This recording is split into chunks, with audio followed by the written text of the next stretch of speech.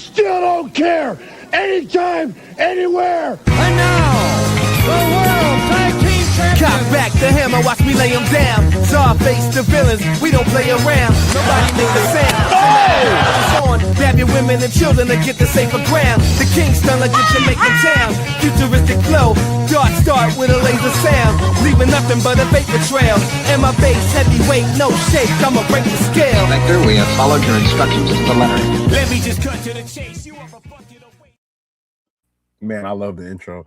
Hello, hello, hello. Welcome to the WrestleCollective Weekly podcast. I am your host, Jordan Slick Flair Carter, but of course, I am never here alone.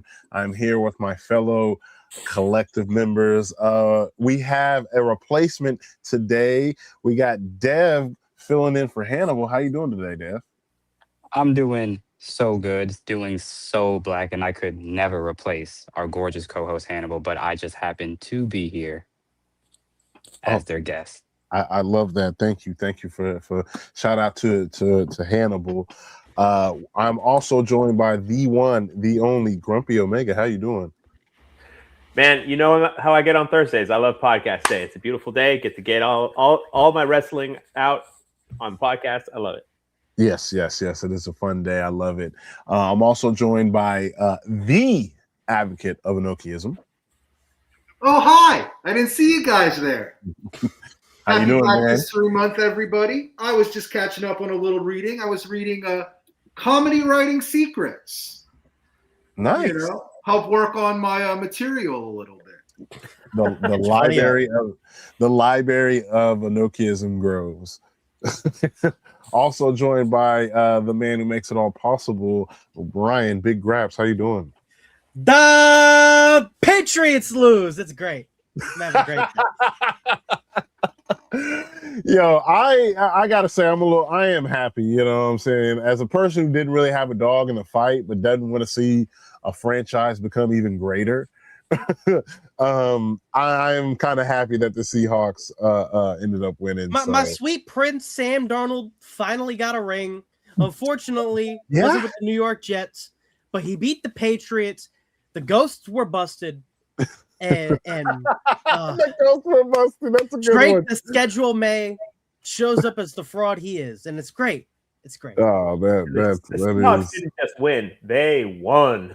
Yeah, it was not a good showing for the Patriots. Everyone's like, "Oh, the game was so boring. Oh, the Super Bowl was so boring." Not for me. I loved it.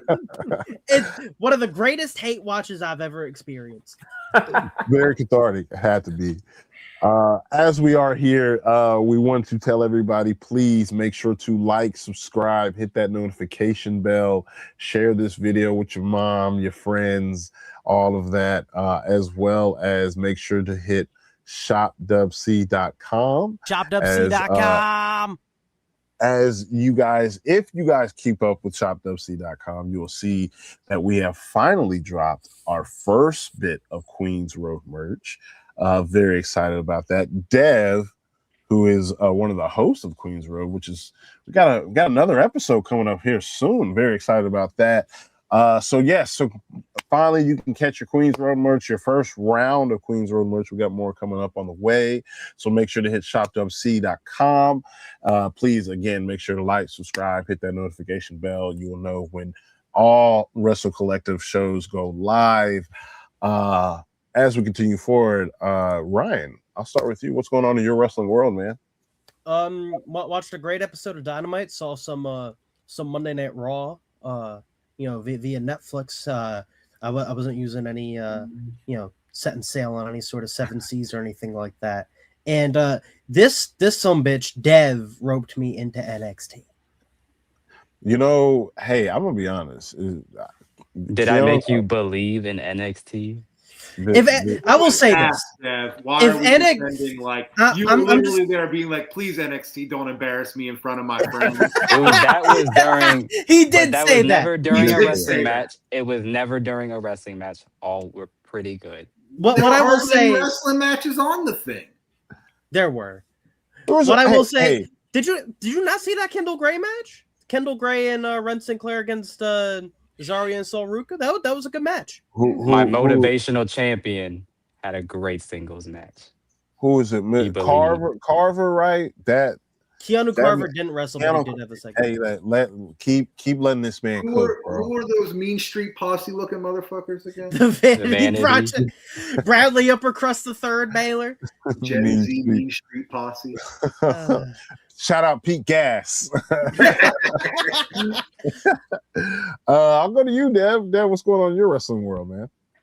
I have been having NXT family time with my collective family, and they finally know some ball. They finally believe in real ball, knowing under the Dev tree, under Wrestle Collect Dev's tree. They need to know. They're waking up. It's been a great week. I've had the best of week. Advocate, what's going on in your wrestling world, man?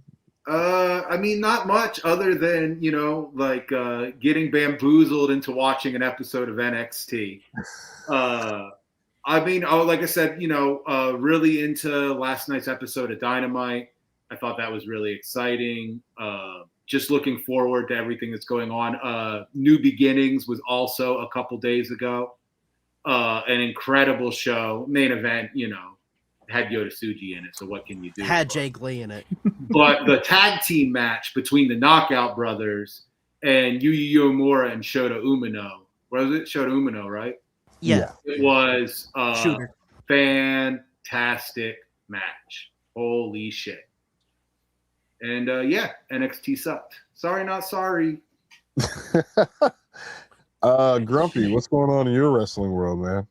It's an exciting time right now because Revolution is fast approaching. We're going to be there live, and we're starting to see the storylines take shape. We're getting closer. Things are building, and I just cannot be happier. It's going to be my first pay-per-view live in the building, and I'm just so excited. Yeah, it'll be me and you's sixth, seventh show together, something like that. I lied. It's my second pay-per-view live in the building because we went to All In. That's what I'm saying. How We've could I- done All You went In. to Death Before Dishonor, too. So Yeah, that's three. Super Card of Honor. That's technically Super a Card of pay-per-view. Honor. My apologies. Yeah, I went to a Death Before Dishonor. Yeah. Yeah. So We I mean, finished, I think, because you had the two collisions, right? we had the two collisions, Super Card of Honor, All In. Did you go to the collision that weekend? We did also Yes. go to Collision. We did. So that'd be well. 6. Yeah, We went to so basically everything that weekend. yeah. So I'm very, We you should bring try up to Revolution. bamboozle Carlos into coming since we have that extra ticket. I would love it. Wait, isn't Possibly. Soto going to get that extra ticket? Oh no, he's getting No. a ticket from somebody else. Soto's got his own connect. Well, Yeah, maybe it's something we could possibly raffle off or something like that. Who knows? But $15 giveaway? the collective will. The whole be reason in the I wanted to building. do this whole group experience is because I didn't want to sit next to strangers. Nick. The collective will be in the building for Revolution. If you want to know what's going on in my wrestling world, that is particularly I'm very stoked and excited about that. I cannot wait to have. We lost our queen. Yeah, don't worry, he'll be back, I'm sure. Hopefully. But no, I mean that's what's going on in my wrestling world. I'm excited about that. But as we transition, let's talk a little bit what's going on through the week. We'll kick off with what's I guess simple and easy. There was a report, I talked about this on No Dirt Just Dialogue, but there was a report. Something? Say what? Are we missing a little segment that we like to do? What? A little. Oh snap! I am. I Yeah. completely. skipped Advocate, over. you got Oh the my guitar God. ready? Yeah. Oh, No, I can. I don't. Yeah, we Got completely. snatched. Thank you for catching that. It's this Thank you. weekend wrestling history. It's this weekend wrestling history. There we go. Thank you. Oh my God, I got so comfortable. Yeah. So, Advocate, yes. What is this week in wrestling history? So I've been trying all of this month so far to do a Black History centric This Week in Wrestling History. This one is not that. Apparently institutional racism also, happens in wrestling, unfortunately. But we did get some fun ones this week. And I swear to God, one of these weeks we'll be able to get 3 cool black stories in the same week. Over 200 years of wrestling, you'd think. Hold on, let me pull up my notes. Sorry, it had stressed me out a little bit. I really wanted it this week. All right, our first This Week in Wrestling History. On the 6th, 1877, in Boston, Massachusetts, William Muldoon beats James Owen for the American Collar and Elbow title. Owens decided to carry on, claiming it as his own title, and he didn't lose it. Again, for another 2 years. Collar and elbow. Like the early history one, so I was like, we going as early as back. So it's called the collar and elbow title? Yes. I kind of like collar and elbow. I mean, we don't have time for it right now, but collar and elbow wrestling, like, was like a form of like British submission wrestling. That is like a precursor to like what we know as professional wrestling.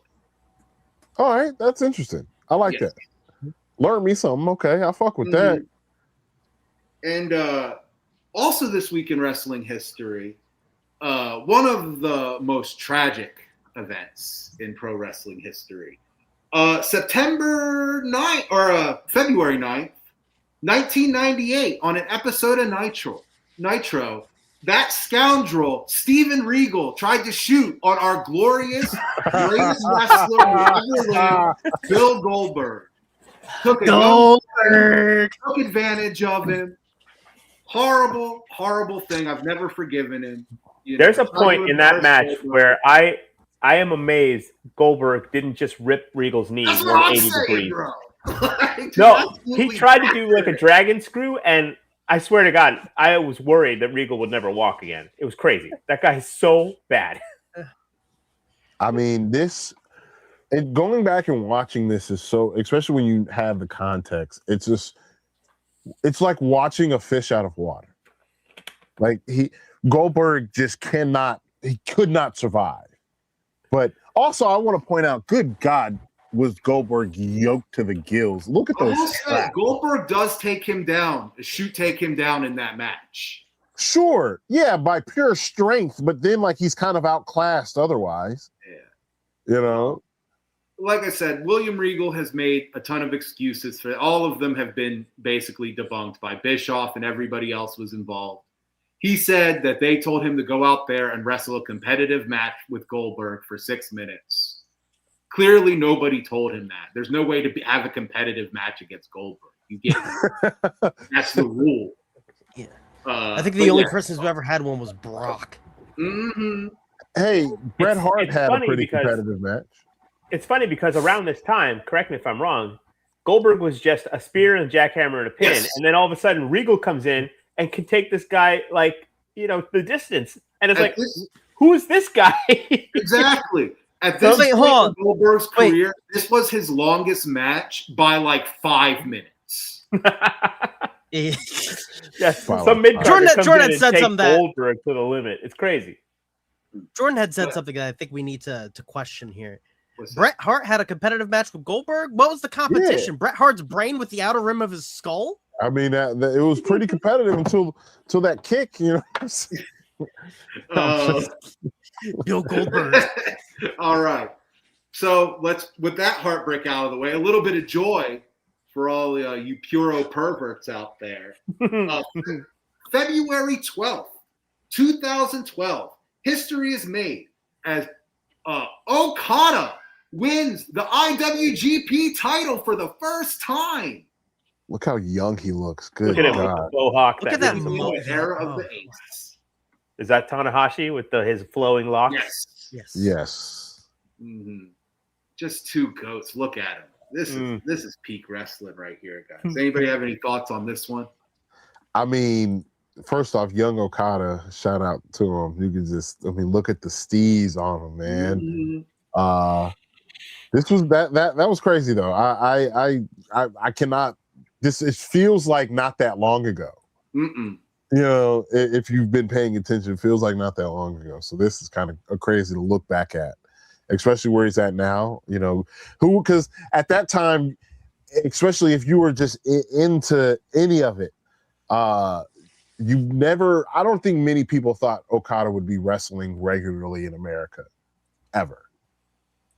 So No, I don't know that people would have been able to imagine like the Japanese pro wrestling scene without him. So They were like, oh, if he goes, then the whole thing falls down. Yeah. So just to see how crazy how time flies and things change. So shout out to him. And so we have a little surprise, one more, a rare fourth this week in wrestling history. February 12th, 2020, Nyla Rose defeats Riho to become the second ever AEW champion. Shout out. I love Nyla Rose. I wish I'd seen her on TV again. Yes. Hilarious. Yes. Probably one of the most funnier people on Twitter. Yes. A really great character wrestler. Like, she brings so much personality to her performance. For a while, I kind of had a running joke that anytime a woman won a new title, Nyla Rose had right of first refusal to challenge. Yes. And it was like a thing. It was that way for like 3 years. Yeah, it was awesome. Bring that back, bro. I mean, let's see how Thekla does against Nyla Rose. I would love this. Like, Nyla Rose is great. I would love to see her kind of back into the fold. There was a few women I would like to see back into the fold. That program she had with Athena was great. It was good. And I low key, not gonna lie to you guys, I know that particular version of the belt was rather tiny, but I missed that design. Yeah, they should bring it back and create like a third women's title for AEW, since the men have like 15 now. I personally think the women need a content. I won't say content, but maybe like a national, like something akin. Yeah, I was thinking like a national or something in that like area, like the international title, like something like basically. I don't want to say a women's version of Ricochet's title, but I'm very surprised Dev isn't saying right now. I agree, guys. I think Britt Baker should come back with the original AEW World Title design. I was actually thinking what was crossing my mind was a C2 for a title. That would really refresh what's going on in the women's division. I actually kind of like that. Yeah, and I think, Advocate, you could consider this Black History with Nyla Rose. Yes. She is, So that's how hard it was. You did it. I was like, oh, Jay Lethal won the X Division title this week in wrestling history, but I don't even think it was his first run with it. So no. I was like, it was tough, man. It was really tough, but I haven't given up. Before February is out. I'm glad that you brought up episode of This Week in Wrestling History. I'm glad that you brought up some Black history, because I want everybody to make sure to please stick around, because as we get through towards the end of the episode, we're going to be doing our Mount Rushmore of Black champions. They're obviously the caveat being that they have to be a champion of some sort. So I would love for everybody to stick around, and in the comments as well, put in who is your Mount Rushmore of Black champions. But before we get to that, want to get to some of the WWE side of things, as there was a report earlier today that I talked about on No Dirt Just Dialogue earlier, that there was apparently an internal meeting with WWE about the possible concerns of lower than expected ticket sales for WrestleMania in Vegas this year. And I would like to see what you guys think about that. What do you guys make of it? Is this to kind of be expected? Do you guys think maybe the closer to the event will ticket sales uptick? Or have they truly priced themselves out of, because we have to keep in mind, this is the second time in a row, second day in a row that they're running Vegas, and we know how expensive WrestleMania tickets are. And so there's a lot of caveats, a lot of factors into this. I'll start with you, Advocate. Or no, actually, I'll start with you, Dev. I want to go to our esteemed guest here. Everyone uses a regular Black. Black. Yeah. So, Dev, what do you think about this report and the potential lower ticket sales for WrestleMania? I don't think it surprises anybody, especially after what Roman said on the Pat McAfee show. And more likely than not, the ticket sales will rise, but not by that much. They have to drop more. There's not enough incentive to buy it. So once they put more incentive out there, people will buy it. But there's nothing really gravitating people to go to Las Vegas again. You're like, I don't think if the people wouldn't return, like whoever was a part of the crowd last year is not inclined to go back this year, you know, unless they're filthy effing rich or something. Yep. There you go. So, Grumpy, take it away. What do you take of this? Well, there's a couple of factors going on here, and Dev got most of them. The fact that it is in Vegas, so you're not just buying WrestleMania tickets. You got to get a hotel. If you're going to stay in the area, you got to stay at a casino, which are not cheap.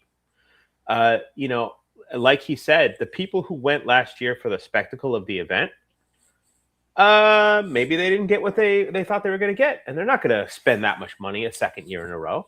So there's a couple of factors going on here. First, the fact that people got to travel, the fact that people got to find a place to stay in a city that is notoriously not cheap to stay in anyway, for an event that has become too expensive to go to regularly for the regular average Joe.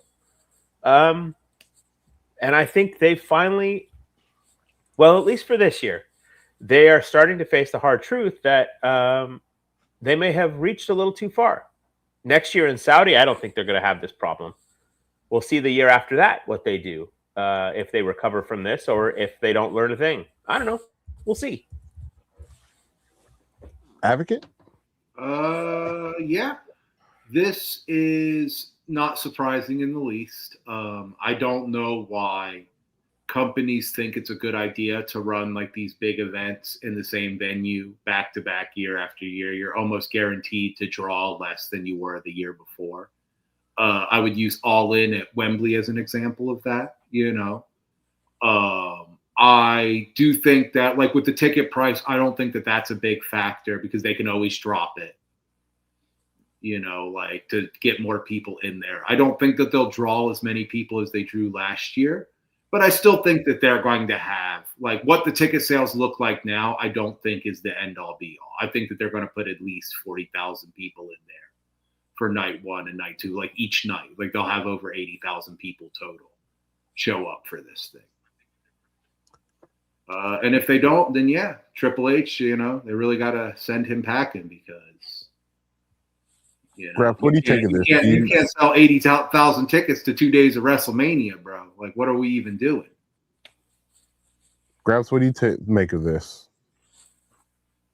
So what's going through my head about this ticketing fiasco, about the report of they're selling lower than what they expected, is no shit, right? For the points that were just brought up, this is the second time they're running Mania there, right? Andrew had said, like, the tourism in Vegas is on decline, and then, like, honestly, the simplest thing in my eyes is their target audience is very different from their actual audience, and they're pricing not for the audience they have, but for the audience they want. And because of the discrepancy of what they want and what they have, and not, going towards what they have, that's why it's hurting the ticket performance, I think, in simplest, most layman's terms. I think that, I made this analogy earlier, that they were Six Flags, or maybe Universal, but they are now turning into Disney World, Disneyland. And it's very much, and if you know anything about theme parks, or if you've ever been, you take your kids or whatever, how expensive a night or a day. Well, there's Six Flags branded as Disney World because the content really hasn't changed. Well, no. I'm not talking about necessarily like Magic Mountain or anything. Like for me in particular, I have Six Flags over Texas here, right? Or Fiesta Texas down in Houston, San Antonio. Excuse me. Mm-hmm. That is more relatively affordable versus Disney World or Disneyland. Yeah, no, right. I don't think that I think the analogy is apt. Yeah, but my point being is that we've expanded this thing into 2 nights. We already know that they do different stuff throughout the week. You know, the WWE Universe experience where they WWE World, yeah. Yeah, the WWE They have all these World, different meet and greets at all these different places throughout the week. You know what I'm saying? There's probably going to be Raw and SmackDown there. There's NXT Takeover. Well, it's not Takeover, but Stand and Deliver. You know what I'm saying? There's so Hall of much. Fame. They're making this so is paying that sort of premium, because I made a comparison to like going to a Super Bowl or a World Series or a finals game, right, where you may spend somewhere kind of an exuberant price, but the stakes are a little bit higher in a situation like that. So I don't know. I'll pose the question to you guys: what dollar amount is too much? Where do you start to say, all right, you know, I can't. This is too much to spend on a wrestling show? I've never spent more than $100 on a wrestling ticket, and I never will. I like that. I tend to agree. If I'm going to spend more than 100, I need my experience to be like, I need not necessarily roughly close, but like, you know, you gotta give me a show. Yeah, bro. I was like, Queen Aminata got to come up and take selfies with me. You know, like Brody King got to give me one of them. What about? Okay, you could say, you know, what about a concert, right? You guys ever been to a concert? Same rule. Wouldn't pay more than $100 for a concert ticket. Same rule. I have in the past, but I wouldn't again. For the price we paid for our all-in tickets and the show we got for that price, that just tells me it can be done. So if you want me to pay more than that, you're gonna have to give me better than 5 matches and 4 hours of fucking commercials. And also with your guys' all-in tickets, you guys got access to meet and greets, Ring of Honor. Oh no, you didn't. I thought you guys got separate. Those are due to great friends in the industry, due to really good people, good friends. I would say that would be like due to faith, commitment, and hard work. Day package, like it's like, oh, you get to go to both nights of WrestleMania, the Hall of Fame, and the NXT show. Then that I would pay more than $100. Right. If I can get something to where, okay, I get night, because let's figure out a package. Let's have a little fun with this, okay? What package deal makes WrestleMania that kind of price range worth it? Dev, I want to start with you. Are you looking at give me SmackDown in night one in the Hall of Fame? Like, give me something. You know, what do you think? They're going to have to start off by making a very motivational call up and bring one of the greatest inspirations in this industry in front of me. Joe Hendry, my NXT champion, would have to be called up. Wallet from side to side and say. There is no price on believing, and you know, I can negotiate. I can negotiate certain things if somebody as powerful as that. Clip that. Fucking clip that. There's no price on believing, everybody. Oh, shit, Oh man, that was hilarious. Oh man, Graps, what do you think? Are you looking for like maybe a SmackDown, a Raw SmackDown and night one? If they call up Joe Hendry, there's no amount of money that they could offer for me to go. But on a serious note, I think as a rule of thumb, for the WWE shows, like especially like the pay-per-views, I'd say the cheapest ticket for your 400, your 500, whatever the top section is, like the highest section, $50.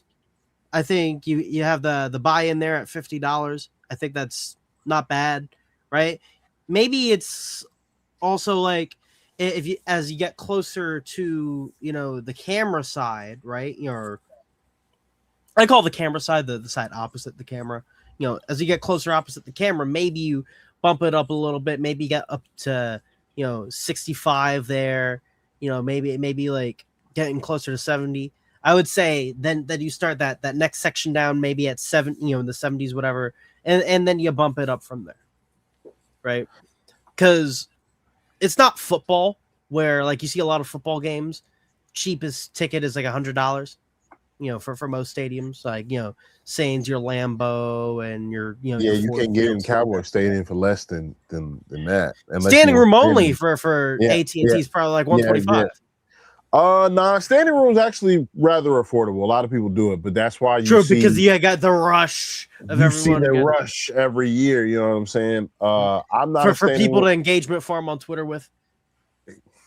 I'm not paying that again to stand because that spot's not guaranteed. You know what I'm saying? But that's neither here nor there. You think they would run a standing room only for like a WrestleMania or something? If they Do you could, believe? if they could, believe? because trust and believe, they're squeezing every dollar out. Again, they turned SummerSlam into 2 nights. There's been discussions of the Rumble. Of Rumble going to 2 nights. So if they can make a dollar out of 1 penny, then they're going to. That being said, I think the best way to kind of quell some of these ticket, worries when it comes to WrestleMania is to start making more affordable package deals. Give me, if you're going to have Raw and SmackDown in my city, as well as, okay, cool. Give me SmackDown and give me SmackDown and NXT and night 1. Give me night 1, night 2, and the Hall of Fame. Let me be at the Hall of Fame. Because they have the bundles, but Lord knows what it costs. And they're expensive, but that's what I'm saying. Like, lower the price of these bundles, make it more, because I guarantee you, if you were to offer, because that's the thing too, right? It's the idea of if you buy in bulk, there's a discount for buying in bulk. So, and then there's the package things, they work because Grump. Remember, we got those Supercard of Honor tickets through connections, and gracefully they were, but originally they were only on sale through if you bought VIP packages for All In the night after. So what was the cheapest VIP, like 500? Like 1,500. No, cheapest. Oh, well, yeah, about 5 or 6. Yeah. So think about it. You spent 500 or 600 for a ground floor seat at All In, but you also got a really good seat at Supercard of Honor. No, that's not for ground floor. The 500 was. That was not ground floor. Was it not ground floor? Or either way it goes, you got a pretty good seat, right? You got because there wasn't a bad seat in the house, so you got a pretty good seat. But the point is, you got to see 2 shows for pretty, but there's so much more with it. You got to do meet and greets and things like that. It made it worth it. I'm spending $1,000 to walk through the door, or not, let me not be facetious. I'm spending $400, $300 to walk through the door from WrestleMania, and I'm up here looking at the retired jerseys. Like that's there with Tupac. You know what I'm saying? That's crazy. So to me, I think the best way to kind of quell that is again to do some package deals, do something. But on that, as we continue on, you guys keep up with Raw this week? You guys watch? Anything? No. What you think of Raw, I would Ryan? love to tell you guys about the Elimination Chamber qualifier matches that just so happen to be set up as triple threats. The best way to go through a tournament. Dev, as a 1, 2, 3-way. It's a 3-way. We love Dev. We love Dev here. Briefly, summing up the field so far for Elimination Chamber, we have LA Knight and Randy Orton so far as the contenders, and Rhea Ripley and Tiffany Stratton on the women's side. And personally, everything feels scrambled to me, and I hope Lyra wins the women's chamber, but it's probably going to be she can't. You know what I need? I'm gonna be honest with you. I need a returning Bianca Belair, and I think the She's on Chambers. vacation. I think she's on a very well earned vacation, and I think the longer she's away, the bigger her return's going to be, and I'm okay with not rushing it. But I think the chamber is a great way to return her, personally. Because not only do you get to showcase her back against the top echelon of the card, And then but she could beat Jerry Cargill at Mania. well, if the report that I saw is to be believed, since we're on the subject, one of the reports I saw is that Jordan Grace is slated to take that title from her tomorrow night. I don't believe it. You know what the source was? WrestleMania. Who cares? Put the I belt know. on. It's one of those you see on the timeline. I'm not putting any stock into it, but it's out there. I'm really glad that you stated that, Jordan, because if she were to drop the title, that would leave Jordan Grace open to a Mania slot with a contender who wins the Elimination Chamber with Jade's rematch clause that could easily set up a very powerful three-way. Three-way.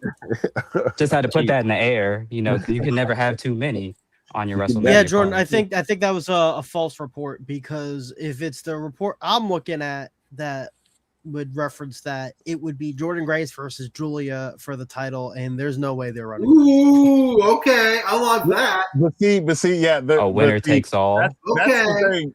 It's too good to be true, so therefore it's not. Yeah. I was like, that match they had on NXT ruled. It's too good to be true. Therefore, You saw? Where did you see that match, Advocate? It happened where? It happened on NXT. Yeah, man.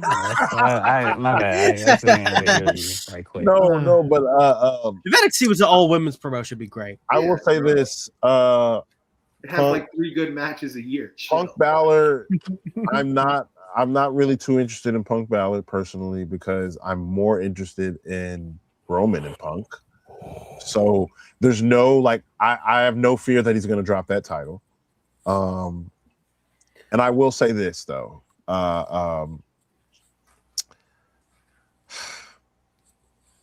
the masked man thing is getting a little the black hoodie.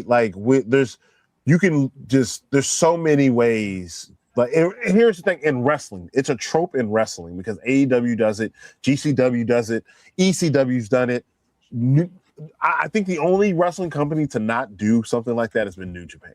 They've definitely done it. So you know what I'm just having, but the black hoodie. Can we just stop? Just have the guy show up. Just have them show up, or do the lights out thing, or I don't know. But it's when you're doing it, when you don't have the guy that you need to do it. It was me. You see what I'm saying? I'm the guy. To do it, Hannibal's back because he did the bit last week. You know what I mean? It's we're doing it again just to read. I'm tired. And so overall, I just look at it as like the story has not gone to where it needs to go. I'm falling out of interest, especially now that Braun is hurt. Yes. It's a cheap way to try to keep people invested because they think whoever might be under that hood is the person that I wanted. But it's how many wet farts can you give people? I was who was gassing up Austin Theory as our last hooded henchman. I mean, I'll just say it's creatively bankrupt. That means they don't really have much. And then honestly, again, you're also hindered now. Unfortunately, they don't have all of their facilities to work with this story now. So it just makes it difficult going forward. But I'm going to watch the Chamber. I'm going to be interested in it. It'll be fun. I'm hoping for Bianca return. I think the Chamber is perfectly set up. And again, I want to this Carter kid, man, or Carver, excuse me. He every week I see him on NXT because Dev, you got me watching NXT. I know. Scott, you believing? He's this good. No, I'm not. Nah, I'm not believing. I don't believe. But no. For real. Which also, by the way, Collective Gaming on the way. We're probably going to do a 2K26 series. Yes. As much as I don't want to buy the game, I'm probably going to buy the game. So be on the lookout for that. Since we're talking about games, I'm going to buy Fight Forever a second time. I'll probably buy Fight Forever right now. Honestly, I've been. Why? It's on the game. I've been looking at the Doom mod forever.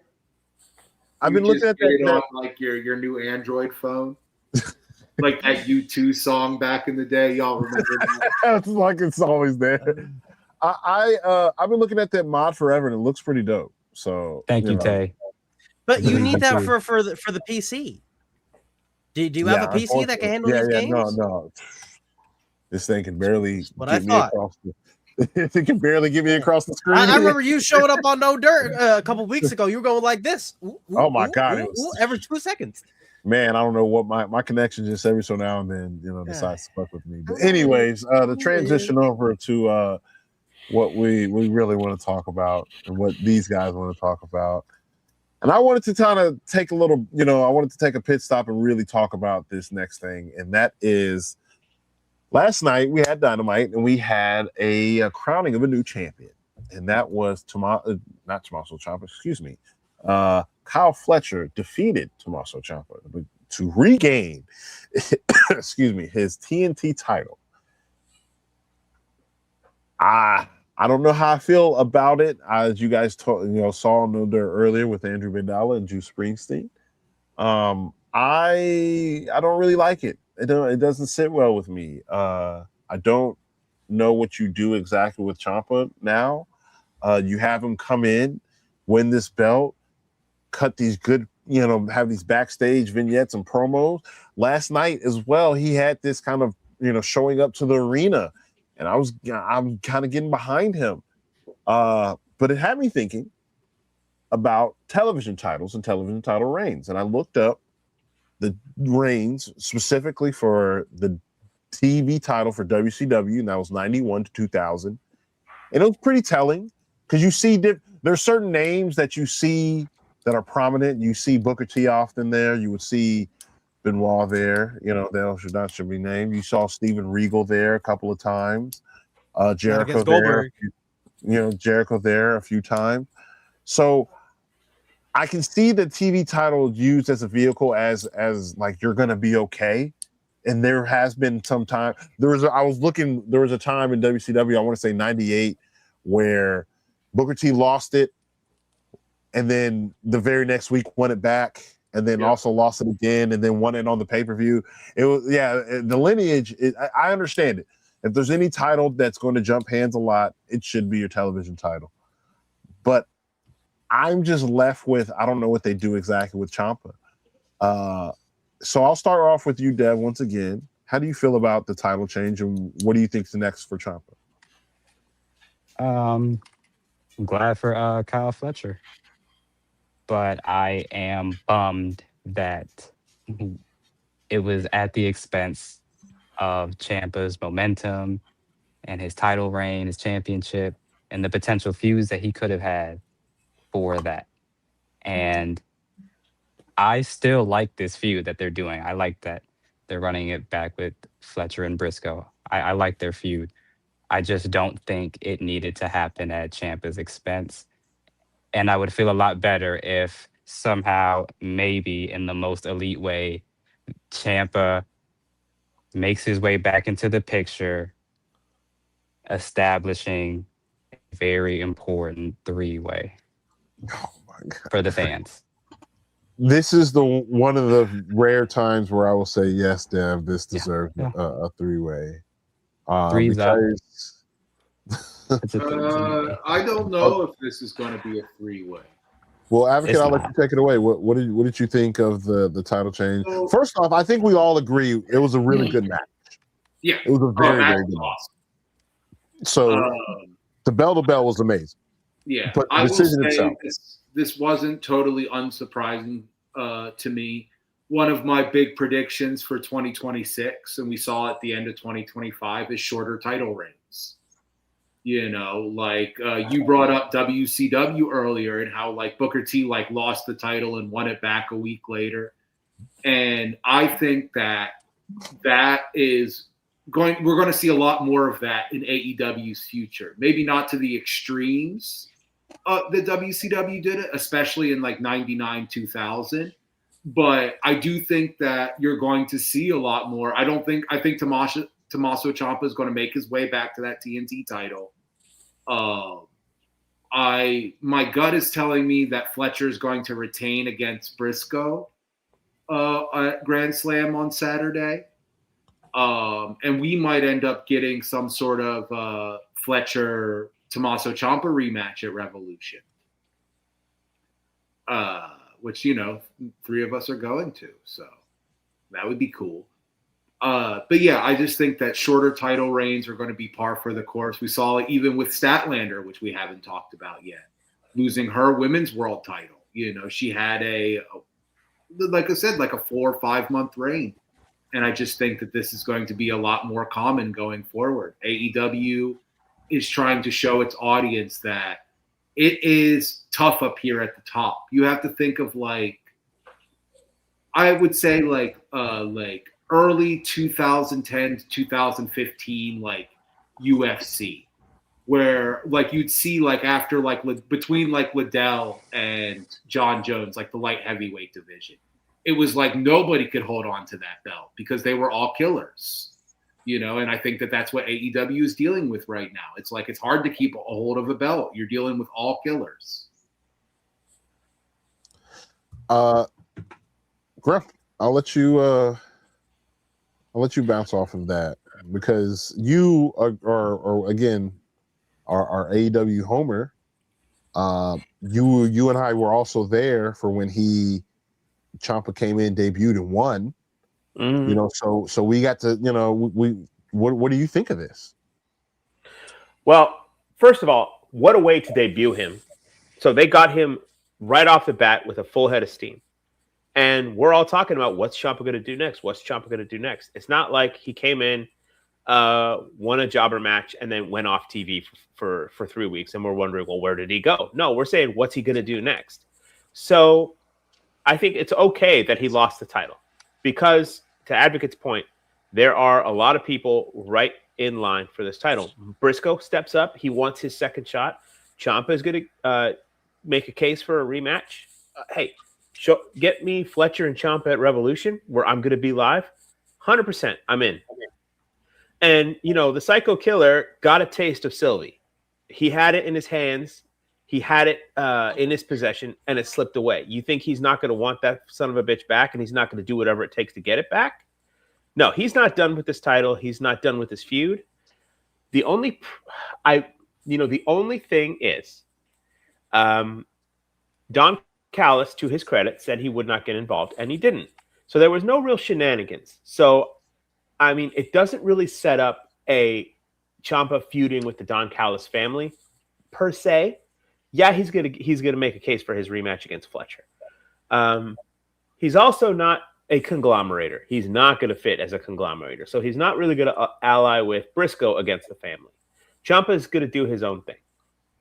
And I think it's perfectly acceptable that he is the Psycho Killer, willing to take on anybody, anytime, any place to get Sylvie back. Graps, I'll let you give your thoughts on this one as well. I mean, I was personally angling for a time limit draw on Dynamite because we've heard a lot of in these recent matches, you know, acknowledging the time counts on these matches. 10 minutes left, 5 minutes left, stuff like that, to sort of get, you know, we started like, I think it was around C2 season, and for this time it actually stuck, which I think is great. Because now if you have a time limit draw, it makes sense, it pays it off, it doesn't feel obvious, right? And I think this would have been a perfect time to cash in on it, because Tommaso Ciampa is now tied with Sammy Guevara for the second shortest TNT title reign behind Cope. And that's my thing, right? Where, yes, I'm used to short television title reigns. It's a TV title. It's meant to hop around. I would have liked a couple more defenses. Maybe if he came in like a week or two earlier, I would have been fine with it. I'd be like, all right, cool. TV title, normal TV title length reign. Got a little bit off with it. This was his second defense. He held it for 11 days. Like, there was still meat on the bone. And while you don't have to suck it dry, pause, you can at least get a little more off. Crazy work. Yo, get a little more off. Yo, pause. Pause again. That was crazy. I was going to say on that, to me, I do think that this is also part of the reason why, like, what they're doing is they're giving their audience, like, you need to tune in to watch because title might change hands, like, oh, like, who cares? Because you're right. Conventionally, like, what you're saying is absolutely true, but with like this new sort of era of AEW, it feels like that they're trying to buck like those conventions. They're like, oh, like they want to give their audience, like, you need to tune in every week because you don't know. Who knows? Like, they want you to believe Brody King might be able to beat MJF. They had him they choked him out 2 weeks ago to like show their audience that. To like give their audience like this idea that like, oh, anything can happen on one of these episodes. I think it's a testament to show that they're refocusing on like making the TV must see.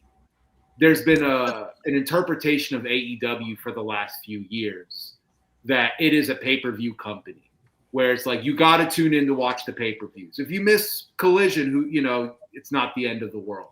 But like they want you to be like, oh, if you miss Collision, if you miss Dynamite, like you're missing big shit. Like so and to push back a little bit, right? Because I agree with the idea and the strategy of making TV more important, right? And that's something I've been a proponent of. I've said that on this show. They already did that because they had a world championship change hands. They had Thekla beat Chris Statlander in the main event. As the show was ending, with the overrun, right? And it's the first time that's happened since 2023, right? So you have that on top of the world champ losing last week. You're already establishing that. I don't think you needed the TNT champ to lose in the middle of the show to further that when there's already work being done. I mean, like I That's a said, I good think point. it's just a I thing think of also- expectations. Like they want you to buck those expectations. Like you have that expectation. Oh, again, like only one person loses a belt during a show. They were like, who knows? Maybe at Revolution, everybody loses their belts. Like we don't know where Tony Khan. But you also can't throw out good and logical storytelling for unpredictability because when you do that, you get Matt Hardy turning on Jeff when it was meant to be Christian Cage. But is it illogical that Kyle Fletcher would be able to beat Tommaso Ciampa? Well, that No. in the match of itself, no, it's not great storytelling to have Ciampa lose on his second defense and tie himself with Sammy Guevara for the second shortest TNT title reign when he's a new guy in the company. It's just you have him come in, win. It's and stop it's like, start. okay, it's very stop because now I asked you guys, and because I said this on Other too.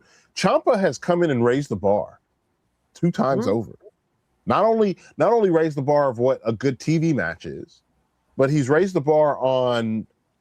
And I hate to say this, as someone also spoke out on with the ageism thing, but he rose the bar on. Hey, age ain't number the number, right? So, where does he go? What program do you put him in? You guys keep talking like this is the end for him. No, it's not. It's not the end. It's not the end. I see this as an opportunity. He's not done with that belt. I mean, to say that belt has passed him by now, I don't see. I mean, I think there's a lot more to be done here. If he wins, right? If he beats Fletcher here soon, then what do you do with Fletcher after having him take a short reign? I would and have Fletcher, giving him Fletcher a gimme graduate reign? onto the AEW main titles. Yeah, But then why would Fletcher you has- have a guy go Fletcher- for the world title when he just lost the Fletcher- TNT title? Fletcher you has build him up a You don't little reward- bit. You have him win some matches or like enter, like the C2 or something. Yeah, like, there's yeah, a you larger don't have- picture here.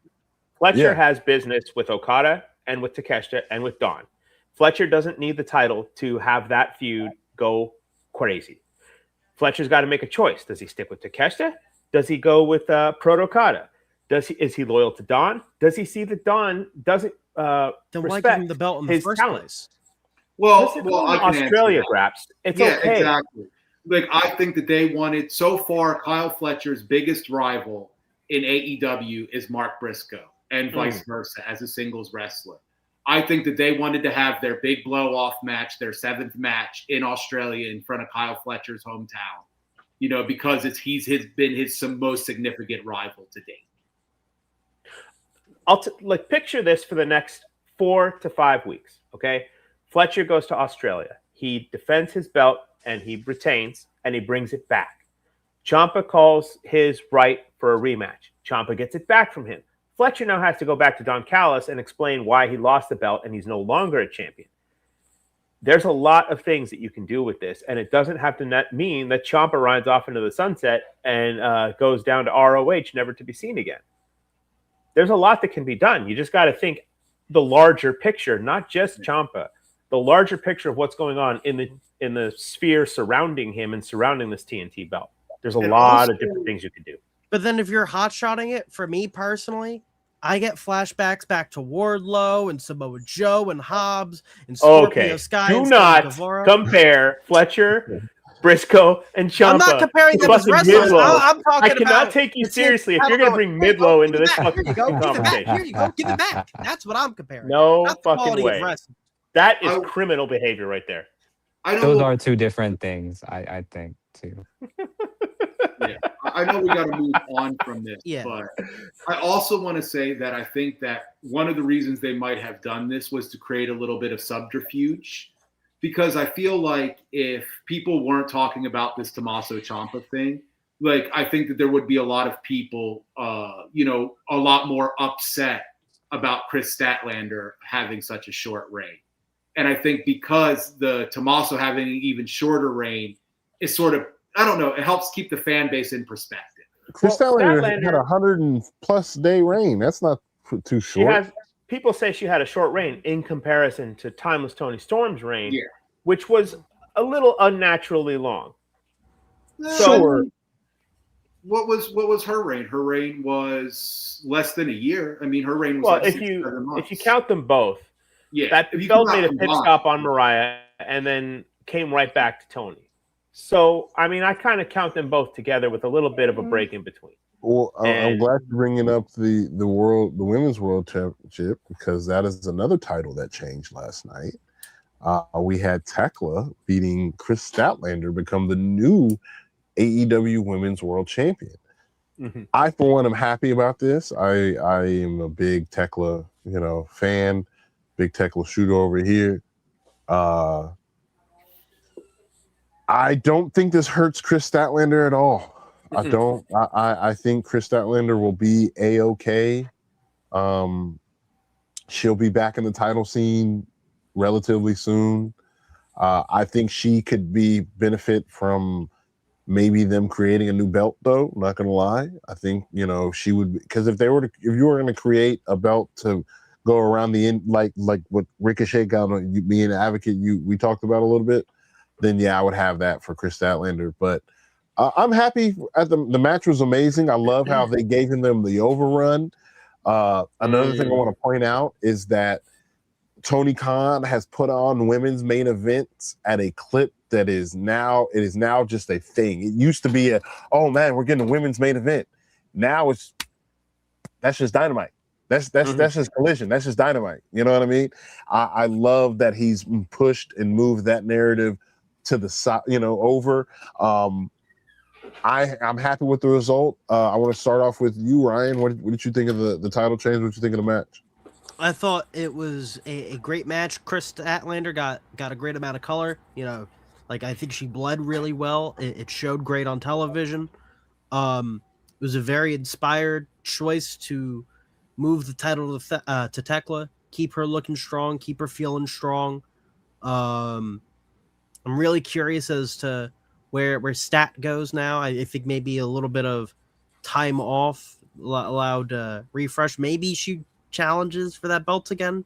Maybe she has that rematch. I personally, I had said this while you guys were talking on No Dirt. I would really like to see Harley Cameron challenge for that belt. I think there's a really great story with her dynamic with Willow, trying to get back, for Chris, because it's like, yeah, Willow's also tag champ with Harley, but she holds a singles title, right? If I'm Harley, it's like, all right, cool.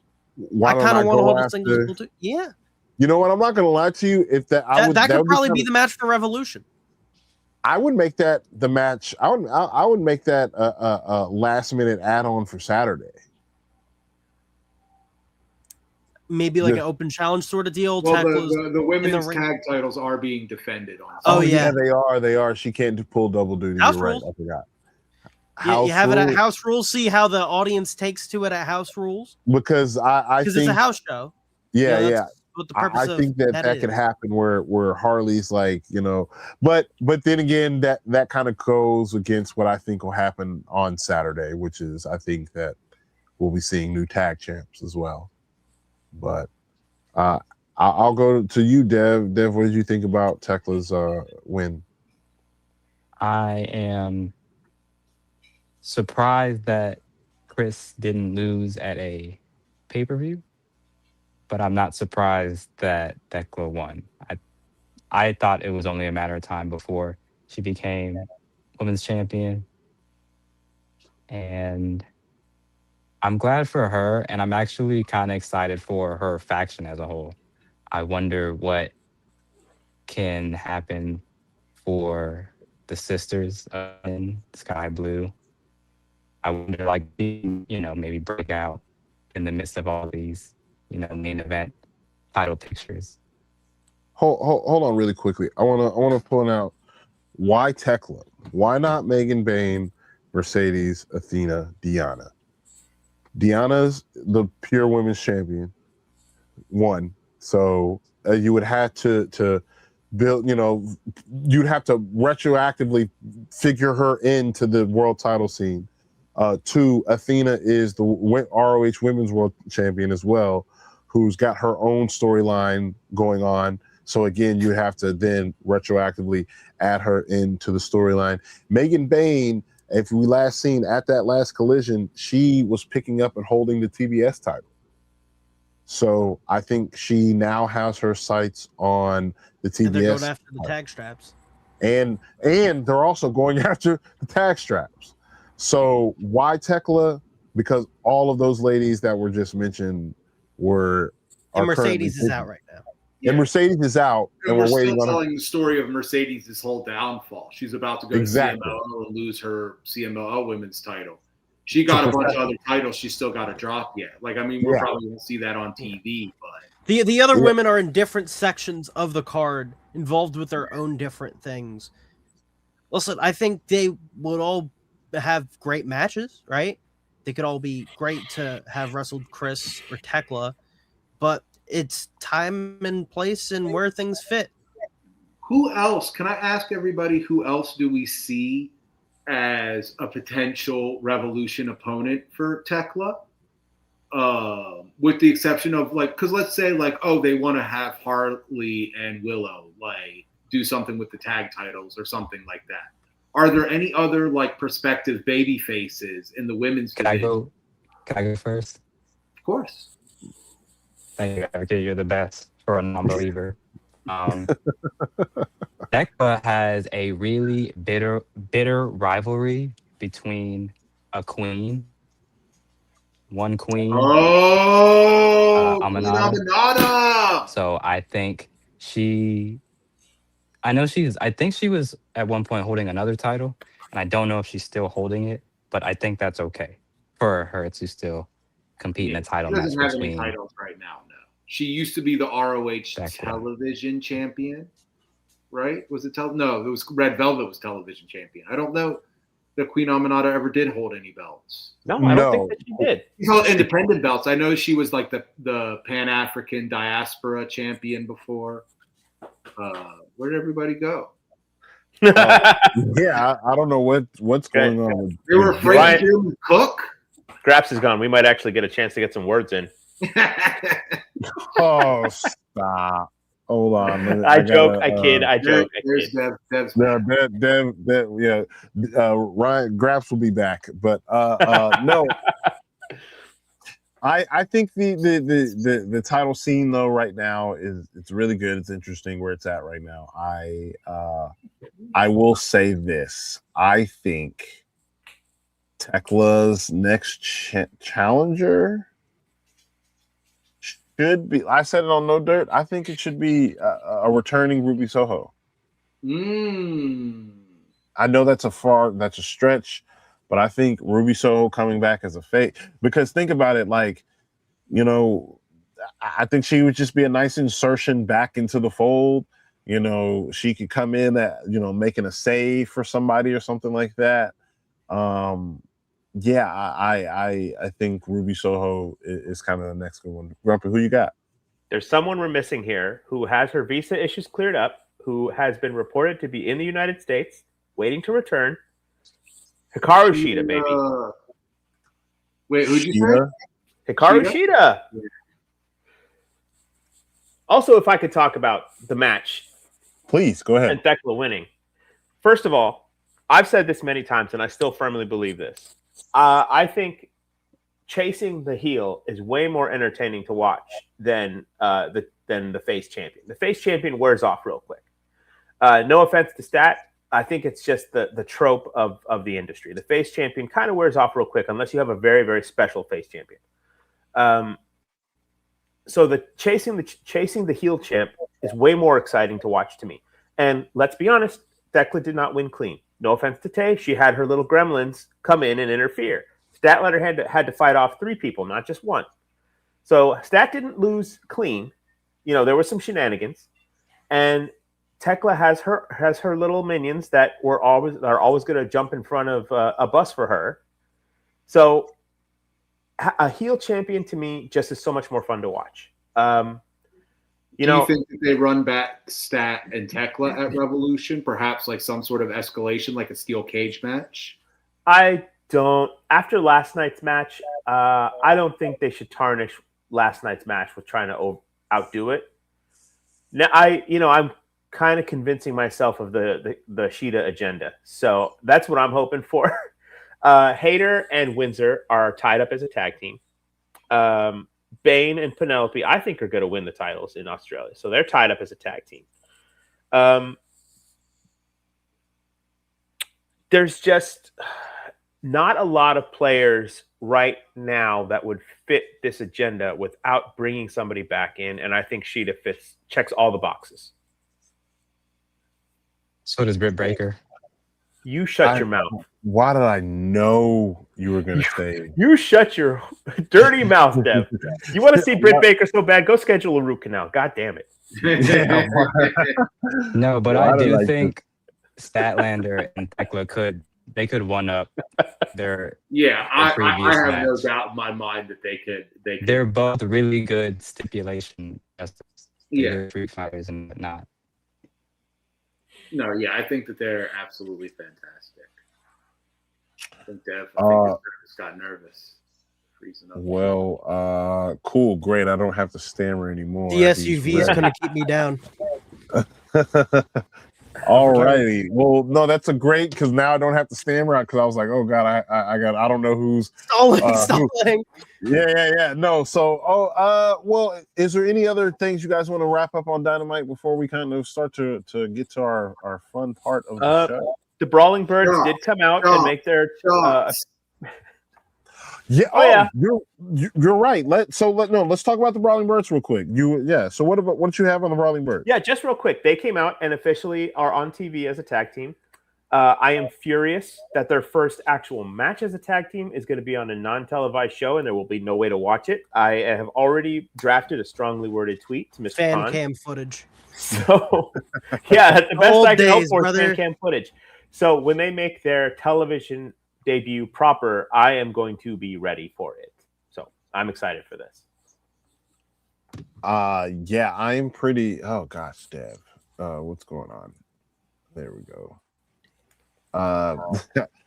Yeah, I'm pretty damn excited for it my damn self. I love the look and it's give me matching gear.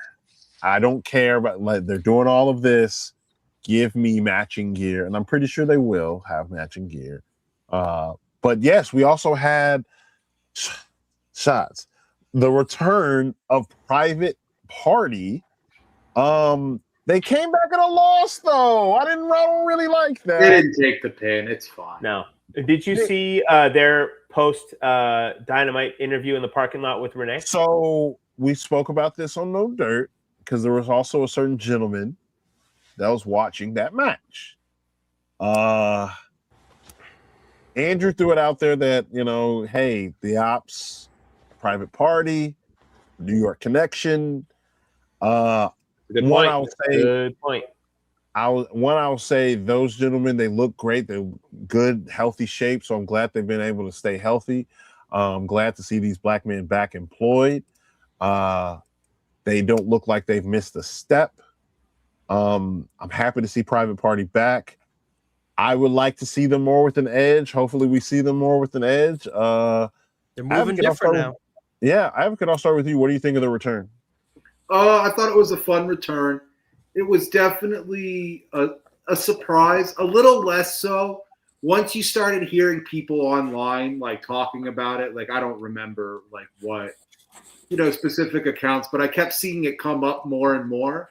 And so like when they did show up, I was like, oh, like very cool. I'm happy to see them back. I actually have like a Private Party shirt that I bought like all the way back in like 2020. So I'm a big fan of them. I remember last year in the Spaces being like extremely happy when they won, or 2 years ago when they won the tag team titles from the Bucks. So yeah, I'm really happy to see them back. I don't know. I mean, maybe with Hook because he's kind of a goof too, but like I don't see them with Samoa Joe. But who knows? Maybe they change up their characters and like they try something different and it works. I'd be willing to give them a shot because I think these guys are great. I think them feuding with the Ops as a next step is going to be interesting because there's also the dynamic of Hook trying to boss around Shibata. Gosh, his name escaped me. Yeah, Hook trying to boss around Shibata and Shibata just not having none of it. I think is going to be funny to watch until Joe gets back and like gives Hook the talking to of, what do you think you're doing? Who said we put you in charge? I didn't say that. Don't go on television speaking with my voice. So I think there's a lot of things that we can do, and I think Private Party blowing up Hook's plans to try to stage a coup in Joe's absence would be interesting to watch. That's what I would do if it were me, but I don't have the pen. Graps, what do you think? I didn't get your thoughts on this. The worst part about this is that it makes sense. It makes sense that for Private Party to join up with Hook. Yeah. Shout out to all the Hook fans. All three of us. God. All three of us. Yeah. Dude, I'll take it. I don't care. You know what I'm saying? Just because it makes sense doesn't mean it's gonna be good. It's all about execution. I wish the best for Private Party, but also wishing the best means hoping they don't go with Hook. Well, I think overall good Dynamite, more to look forward to. Again, Saturday night's going to be a good night. We got also next week, we got Kenny and Swerve for the first time ever. Oh my God. You know what I'm saying? Is Carlos going to that show? Because I know it's in Sacramento. Yeah, he is. That lucky son of a bitch. Carlos. He's going to be there. Oh, that son of a bitch. I forget what of his signs is going to be where the best bald wrestle. Shout out Carlos, one of our Queens Roads hosts. And speaking of our Queens Roads hosts, to get him back in here. He lives. But as before we get to the kind of a closing bit of the show, I do want to thank everybody for tuning in. We definitely appreciate you guys, everybody on X, everybody on YouTube. Very, very much appreciate you. Please make sure to like and subscribe. Hit that notification bell so you know when we go live. As you guys know, the Collective isn't just this weekly show. Every Monday, you can catch Wrestling with Tism. They were off this week, gave them a little bit of time off as they needed. And so they will be back next week. And then we have once a month show, or 2 months once a month shows. First one being Queens Road, which is our once a month dedicated show to all things women's wrestling. Dev, it looks like you got a lot to talk about on this March 1st episode of Queens Road. Very excited about that. And then we also have tons of Britt Baker predictions. No, we're not doing dedicated to Grumpy. We also have Hot Dog and a Handshake, which is our SRS collaborated show that has Carlos on it as well, and JJ from the Simply Reliable Studios. Then they talk all things independent wrestling. So here at the Collective, we try to hit all corners of this thing called wrestling. So please make sure to like, subscribe, hit that notification bell, and make sure to hit shopwc.com. Shopwc.com. I've been going through my notes for our next segment, and for some reason I wrote this in my notebook at some point. Does anybody remember?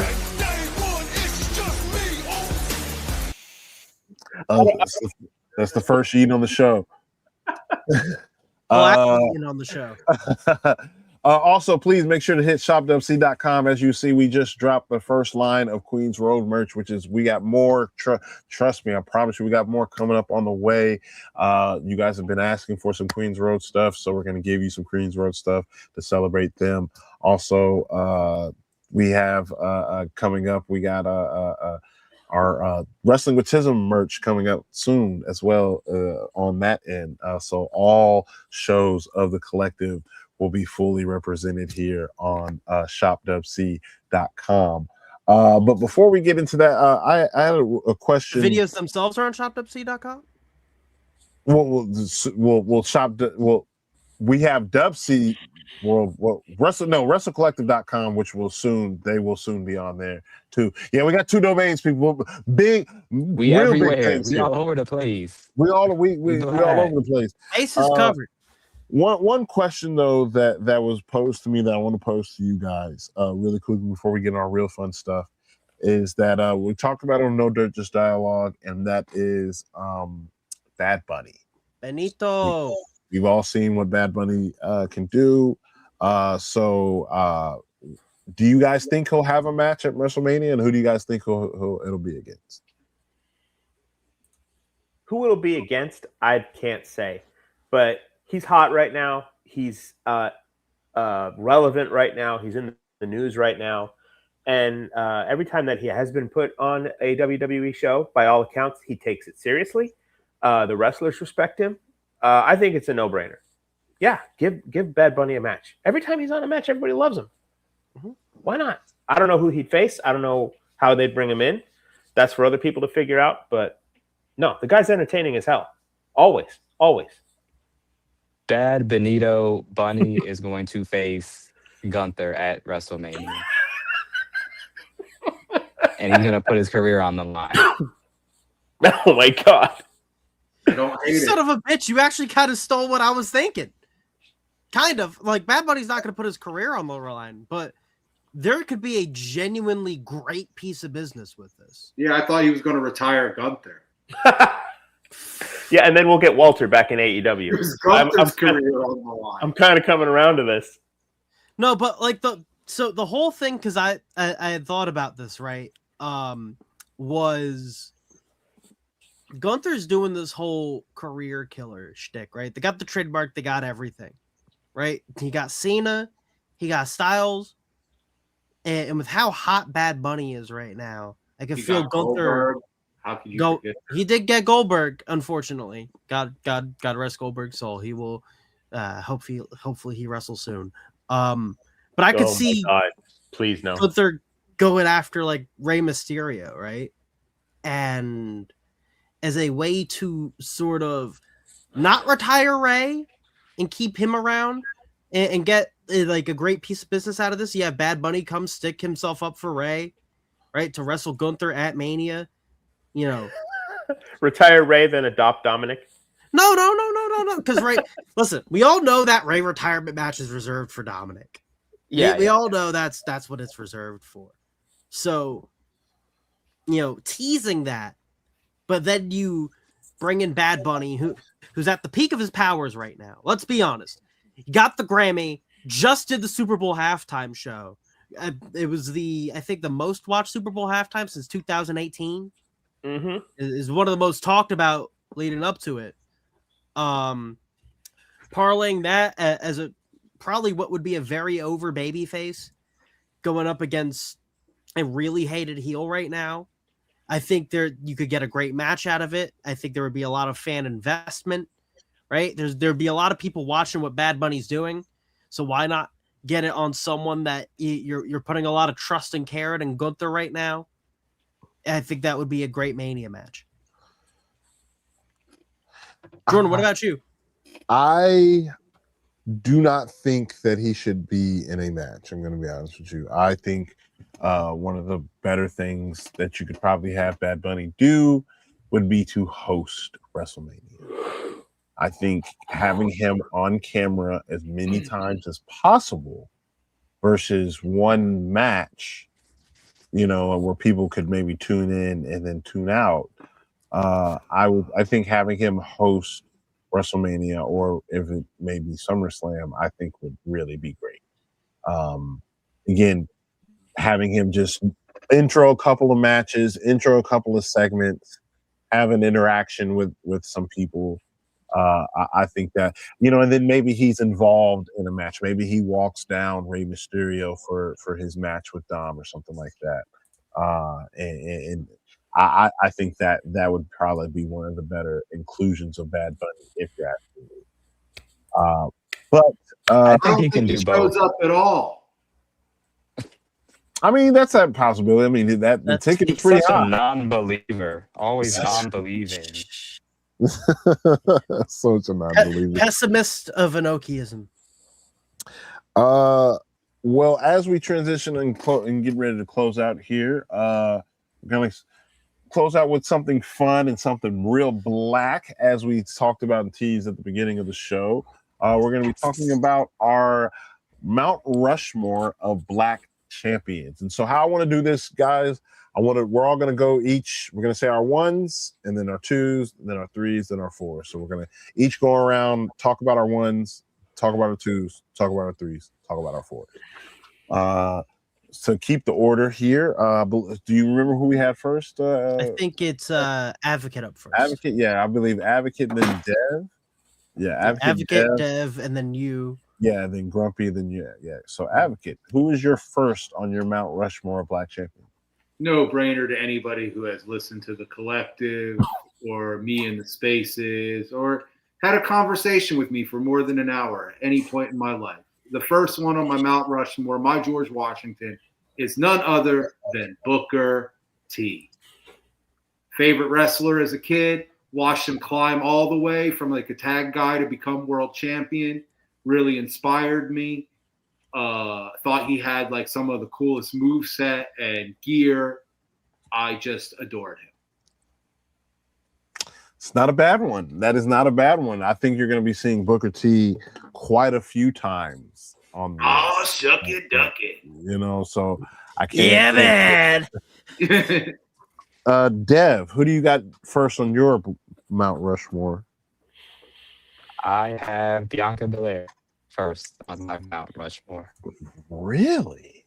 Bianca Belair? That's a good call. She's on my Rushmore specifically because she got me back into wrestling off of the sole realization that she was going to be the first black woman headlining WrestleMania. That's where she won her title.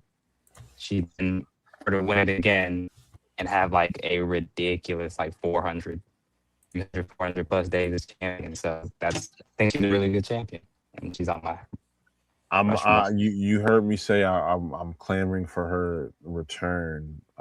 That's a pretty okay. So far the Mount Rushmores are looking very competable. I like this. Grumpy, who do you got first on your Mount Rushmore? Number one with a bullet has got to be The Rock. I mean, the guy was a phenomenon for his time. I'll just read down his accomplishments here: 8-time WWE champion, 2-time WCW champion, 2-time Intercontinental champion, 5-time tag team champion. Everything he touched turned to gold. He had so many catchphrases. He had so many segments. He had so many feuds that are so memorable. Stone Cold, Dude Love Mankind. Just Michael Cole was one of his longest running feuds. Hilarious. The guy just made gold out of everything he touched. And for how rough his start was and how fast he turned it around, especially his work with Nation of Domination, was great. Multi-time hosting SNL, multi-time blockbuster movies. The guy really transcended. He did that. I mean, I like it, but he only claims his blackness half the time. So it's like, but it's okay. He's still there. He's still there. He's still there. He's still there. You know what I'm saying? He's still there. I will go ahead and run off. For my first on my Mount Rushmore, obviously I'm going to go with the first Black heavyweight champion, and that is Mr. Ron Simmons. It's hard not. I recently went back and looked at this Ron Simmons. Yo, the man can cut a hell of a promo. The big baritone voice. The man was just strong as all fucking get out. There's a reason why he was the first. He's my first on my Mount Rushmore for sure. Ron Simmons. Shout out to him. Grab. So you got first on yours. My first, and this is kind of come out of left field for everyone but Advocate, because me and Advocate were talking about it. I got to bring up the first and only Black IWGP Heavyweight Champion, the Beast, Bob Sapp. Hell yeah! Sapp time, baby! I'm so sick of this Bob Sapp, this narrative, this propaganda that you guys are throwing. The redemption of Bob Sapp. But unironically, right, with Bob Sapp, I get it. He had a glass jaw. He whenever he took a hit, he would fall down like a fish, right? Cool, whatever. In a country where a lot of Black people aren't treated great, right? In a country where a lot of Black people aren't treated great, Bob Sapp was able to overcome and become a phenomena in Japan, right? He's the only Black man to hold the IWGP Heavyweight Championship. He was that much of a presence, that much of a personality, and probably one of my favorite guys from that Inokiism era.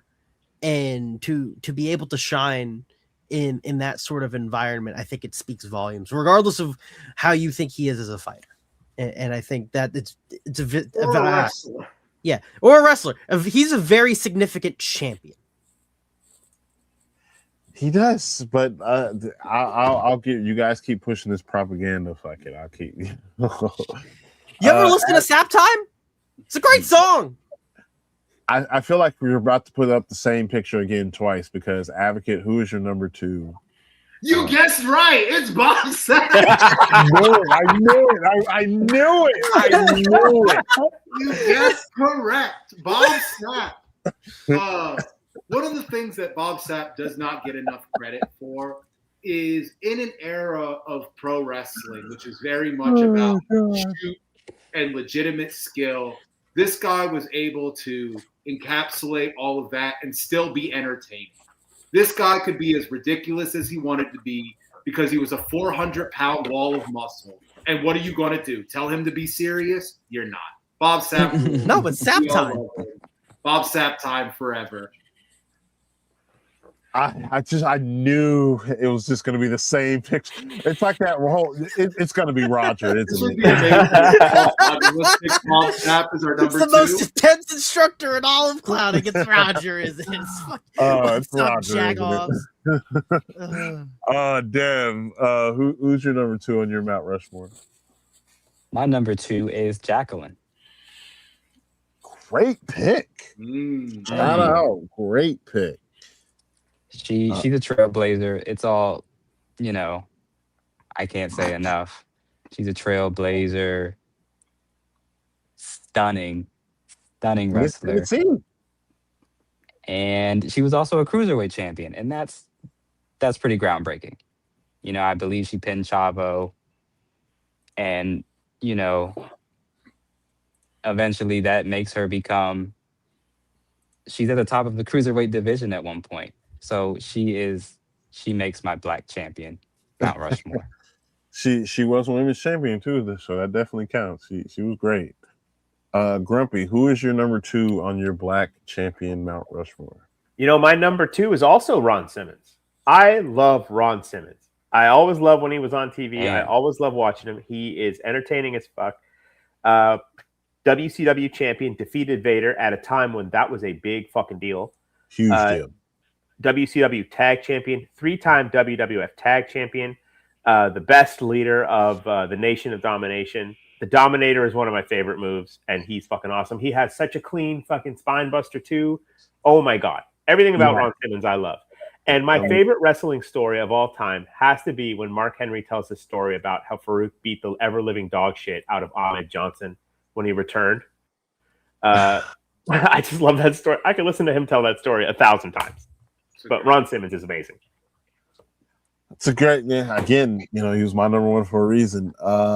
I am going to go for my number 2, Swerve. And I think Swerve has cemented himself as one of the premier guys and premier athletes in this industry. I went back and looked at some of the Swerve in our Glory run, and man, like I'm gonna say, just his body transformation, his moves, everything about him, he just keeps getting better. Everything gets better. And his title reign is probably one of my most favorite reigns in all of AEW. He was also the first black heavyweight champion of AEW. So my number 2 is definitely Swerve. Shout out to Swerve. Great call in my opinion. Ryan, who's your number 2? So I gotta say my number 2 is she just lost her belt recently, and I think it's also important that I know that the Queens Road crew got to shout out black women, but I still think continued support I think is very important, and I didn't get to shout them out, and I want to. So Mercedes Moné just came off one of the greatest runs that not just a black woman or a woman, but just anyone has had over the past couple years, right? She was holding up belts like she was Ultimo Dragon, like holding the J Crown, but instead of it all being one belt, it was, the TBS title, the New Japan Strong title, all these independent championships, the Ring of Honor Television Championship, right? And I think it's such a testament that so many different promotions and so many different bookers and creative teams trusted her to be like, all right, you're our star attraction. Help bring us some more eyeballs because we believe you can do that. And you're a great wrestler to boot. And I think because this was the most most trust any promoter had in her. This was the most trust she was given ever, right? Because she was Raw Women's Champion, SmackDown Women's Champion, tag team champions, whatever, right? But she never held a championship as long as she did the TBS title. She never held as many championships as at one time simultaneously as she did. And I think because of all of that, I think she had one of the greatest title runs I've seen in my lifetime. I can't disagree. You know, it definitely elevated the women. It elevated women's wrestling. Her run, what she did recently, definitely elevated women's wrestling. You pay more attention to it. Very good call on you to have Mercedes Moné on your Mount Rushmore of Black champions. Advocate. It's getting down to the gritty. Oh, yeah. Well, before I get to mine, I just want to also shout out Mercedes. Thank you for not only, breaking the ceiling on wrestling, but breaking the ceiling on the level of crash outs people could have about you holding so many belts. Me being one. Me being one. Being one? You mean being a lot? Everybody has a wrestler they're allowed to crash out about. But Yoda Suji. Yeah, exactly. I have a Mount Rushmore of wrestlers I hate. We've talked about this before. We know. But for my next Mount Rushmore member, I'm going to go with a wrestler who helped really break the color barrier in wrestling. One of the first legitimate Black world champions in the history of pro wrestling, Mr. Bobo Brazil. I like this. Wow. I would love people to discover his career. A lot of his footage, unfortunately, is lost to history. You can still find a lot of his stuff from Japan. He wrestled very regularly in All Japan against Baba in the 60s. He was also the Black world champion back before pro wrestling was desegregated, and just such an important figure in the business. And a really entertaining wrestler for his era too. Was he actually Brazilian? No. Oh, okay. It was just the name. Yeah, I think that they went with the Bobo Brazil because it sounded, sort of vaguely exotic. Yeah. Okay. Back then. But yeah, so that's my number 3 pick. What do y'all think? Holy cow! That's a phenomenal pick. Yeah, no, I advocate. I love how you take us to school, man. You did that twice today. I appreciate that. That's real dope. That's awesome. Not as good as my Bob Sapp pick, but Grump, who's your number 3 as we get down to our finalists? Oh, I think we skipped Dev. Oh yeah, no, Dev. Excuse me. Yeah, Dev is before you. No worries. Swerve is my number 3. Swerve. It's hard not to pick Swerve. Well, man. I thought you were looking for the pick of your 3 and your 4. You want me to? Yeah, that's fine. My apologies. Either or. I was ill prepared. Here. Apologies, y'all. But the picture I mentioned can wait till the 4th entry. Mm-hmm. Swerve. You can still talk about Swerve. Yeah. I am. Yeah, I got you. Swerve. He's so Black, and it's so refreshing to see on the kind of program he's in, and his work rate is extraordinary. He just has aura. It's like he's just one of the most captivating wrestlers in modern day for me. And of course, being a Black champion and carrying the aesthetic that he does, it's moving. So yeah, he's cemented as one of my Black champion Mount Rushmores. Still think he should have beat Mox last year. Not the only one. I'm realizing I'm muted. No, Swerve brings real swagger and aura to those are just words with other people. Swerve really be having it, bro. Like when he was when it was the Mogul Embassy, you would, I don't know if y'all would notice, but the way the camera would kind of have his guys and then it would zoom in on him and then pull back. You know what I'm saying? He just exuberates confidence. Obviously great pick, Dev. Grumpy. Now we're okay. Mine also, my 3rd pick is Mercedes as well. You know, it's a controversial pick for me because there were points where I wanted her TBS title to end. Not because I dislike her as a person, not because I dislike her as a wrestler. I felt it was going a little long, but hey, I was wrong. I was wrong. I'm going to read off her accomplishments here because I took notes. 5-time Raw Women's Champion, 1-time SmackDown Women's Champion, NXT Women's Champion, 3-time and inaugural WWE Women's Tag Champions, the longest reigning AEW TBS champion, and 13 belts Ultimo Monet. I ran out of room on my notebook to list them all down, so I don't have them all. And what you said about the number of crash outs that she has inspired is also very poignant, because I think not enough people look past the TBS title reign, and I had to come to terms with this. Not enough people look past the TBS title reign to see what she was doing with her Ultimo Monet persona. She was spotlighting women's wrestling all over the globe, and she was spotlighting indie wrestling all over the globe. This woman was putting in the work and had like the weight of the world on her shoulders, and she carried it like a boss. So Monet, Mercedes Monet. Like a boss. I see what you did there. You know what I'm saying? Legally distinct. Legally distinct. Legally distinct.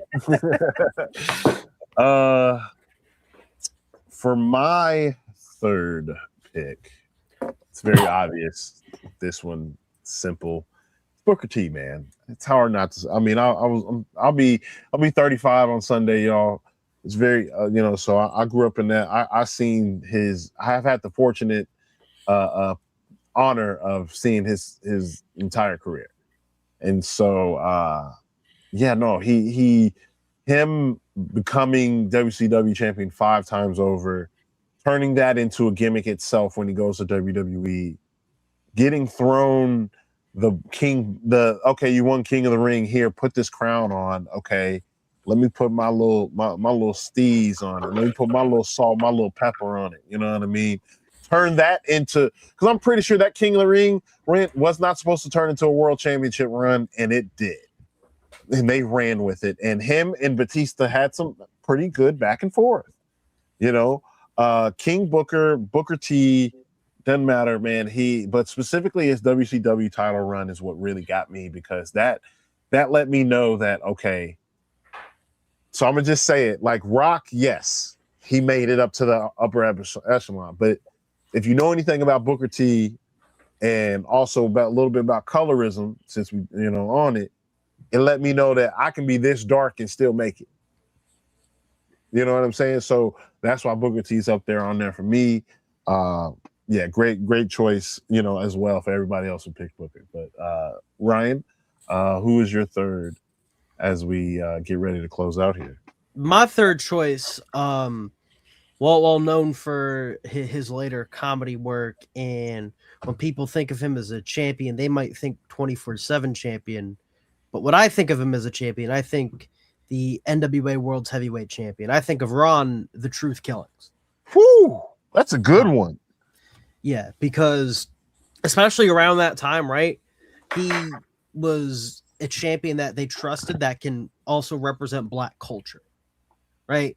Because Ron Simmons was still, white meat babyface. Like you said, Rock claimed it when it was convenient.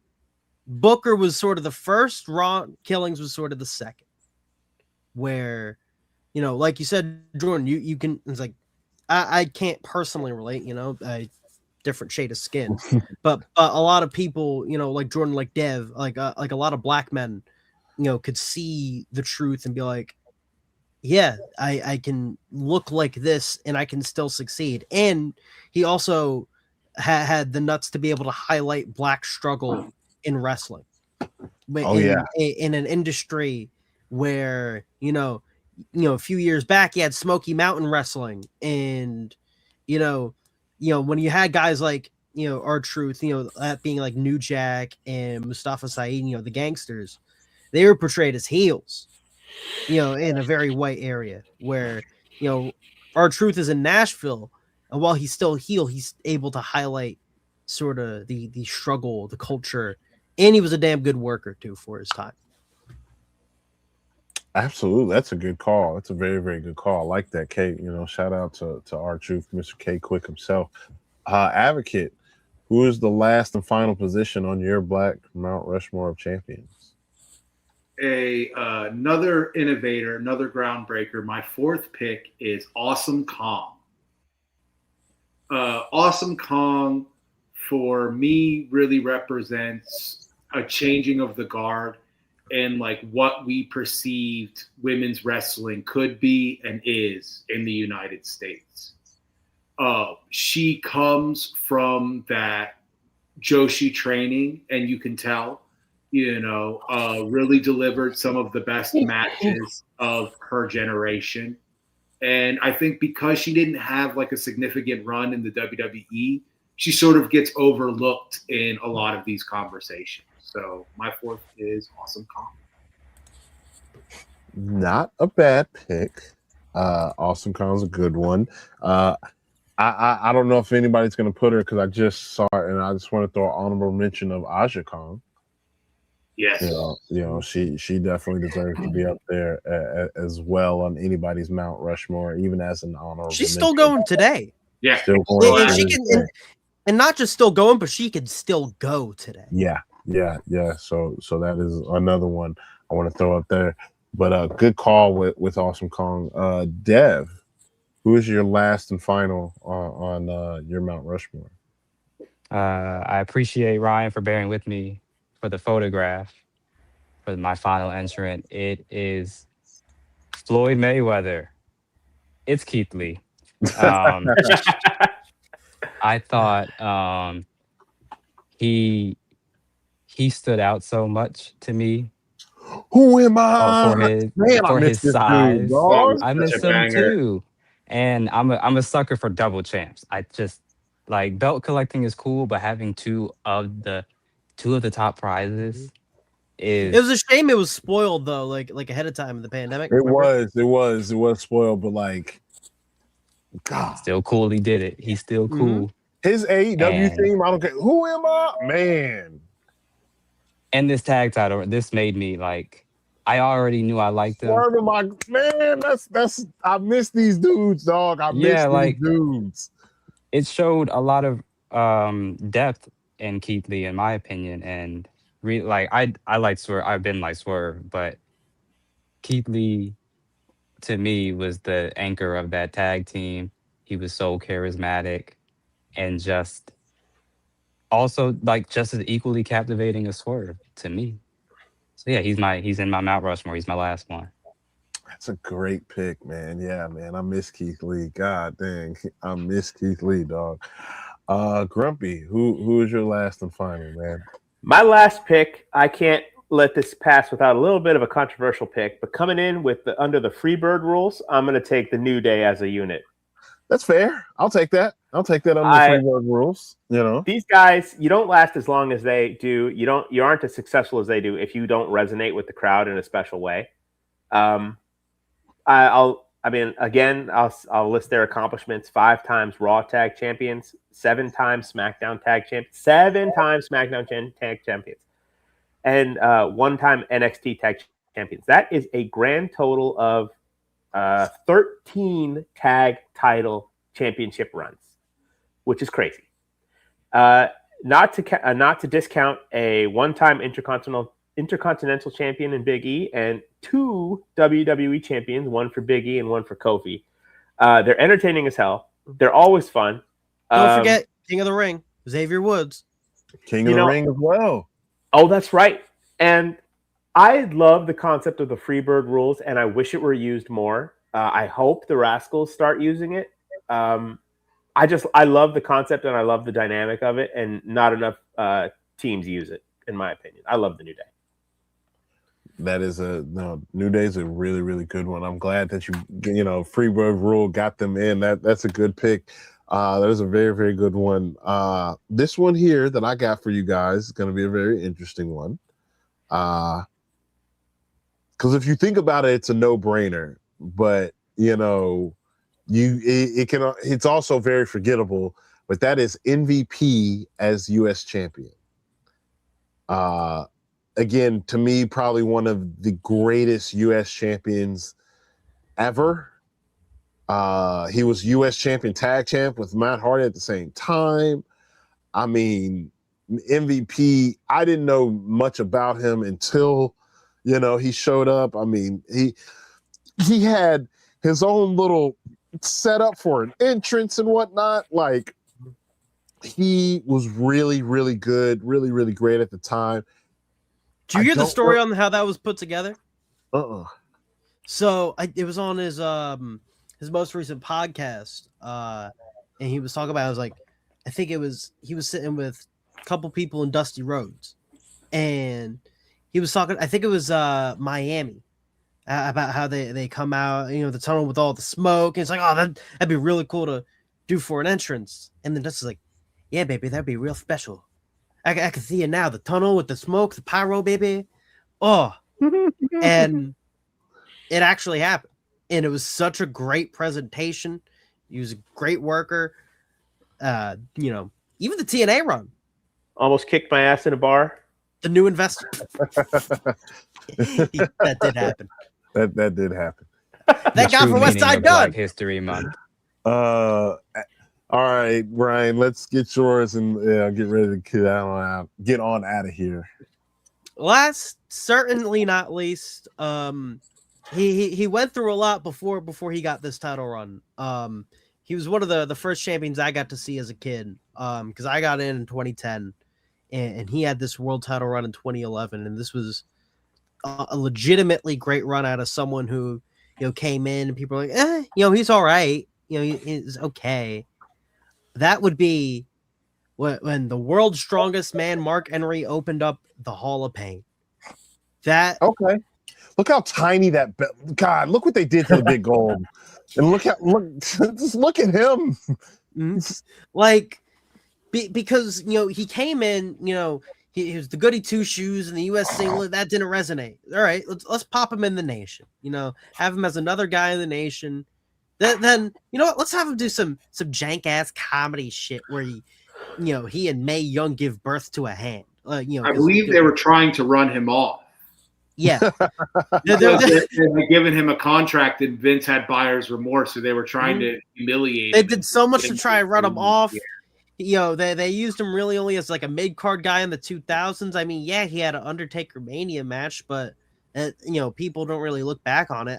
It was this run that you really got to see sort of that hidden potential, late stage in his run in his career, where there was a different level of intensity. The way he wrestled in the ring changed a little bit, right?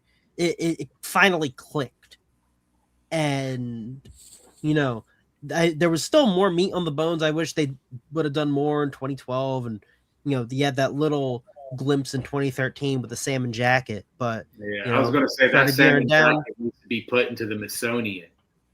I'm pretty sure that jacket alone is in the Hall of Fame. It'll probably make it shouldn't make the Hall of Fame before him, but like when how I bet you all $5,000 that jacket is in WWE World in Vegas.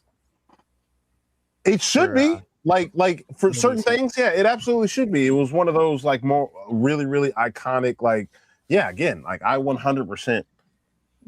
That Hall of Pain run, 100% though, was great. Good, very, very good call. All I have to say to your pick, Graps, is somebody's going to get their ass kicked. What? Somebody's going to get their wig split. That's what I do. But oh man, I want to appreciate the network for giving us Triple H stole it. Appreciate the network for giving us this little bit of overrun. We don't normally run long like this, but we're having a good time today, so I don't think it hindered it too much.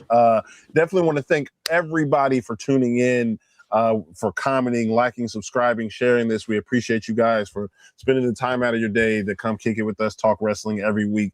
Please make sure again to subscribe to the Wrestle Collective channel, where as you'll see us every week, every Thursday.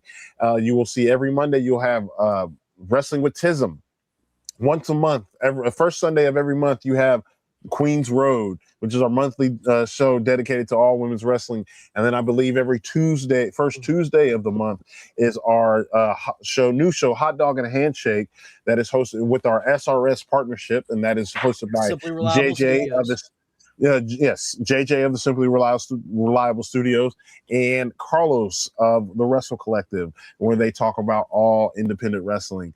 And please be on the lookout for more long-form content. That's something we've been teasing. We're definitely coming out with that. I promise you it's coming. We got some stuff coming up in the pipeline. As you guys see, shopwc.com. We just put out the new Queens Road merch. Shopwc.com. I believe that's going to do it for us. Catch us at Revolution. The collective will be in the building for Revolution. Other than that, make sure to touch some grass. Have fun. You guys be safe. Peace. Fuck CM Punk. Put the belt back on Roman. That's not your catchphrase. Ladies and gents, thanks for stopping by. And until next time, this is the Wrestle Collective.